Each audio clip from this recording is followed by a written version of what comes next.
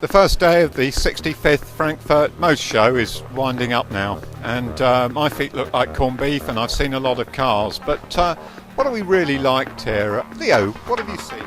Well, I had a look at the Audi Nanook and Sport Quattro concepts. This is the Nanook. It's a pure concept car which blends bits of supercar with bits of SUV. Adjustable air suspension, and this is about as low as it will go.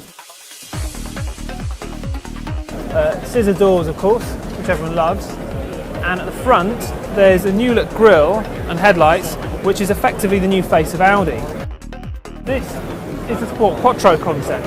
As the name suggests, it's a tribute to the original Quattro of the 1980s and does share some styling cues, including the squared off wheel arches and a thick rear pillar. As well as all the new cars, manufacturers have clearly spent a fortune on these fancy display stands. The Mercedes one even has an escalator. And believe it or not, this hall itself used to be the Frankfurt Motor Show. Now there are another 9 halls of similar size to get round. Everyone remembers the old Volvo Saint car, Roger Moore's P100, used in the television series in the 60s and 70s. Well, this is a modern take on that car. Very handsome it is too, but they're not going to build it. This is a treasure hunt. What you're seeing here are bits of the new XC90 SUV, which will be launched next year. Now I'm told there's parts at the front and parts at the back and possibly parts in the middle that looks a bit like an iPad that will go into that big best-selling SUV.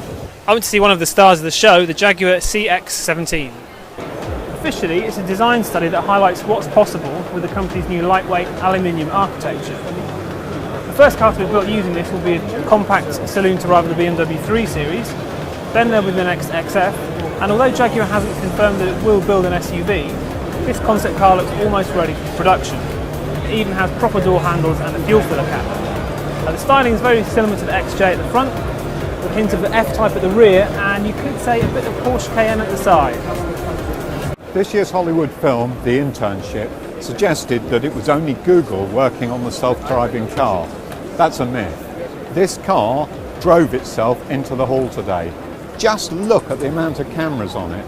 Mercedes have been working on the self-driving car now for over 10 years, and they're pretty advanced with it. We will see a self-driving car on the road that you can buy within the next decade. In the next few years, German industry is going to be spending 12 billion euros researching hybrid electric drivelines on cars like this. Why are they doing it? Because that's the only way they're going to be able to meet forthcoming exhaust emissions legislation. This is BMW's new i8, and as you can see, it's every inch a supercar. Why is it important?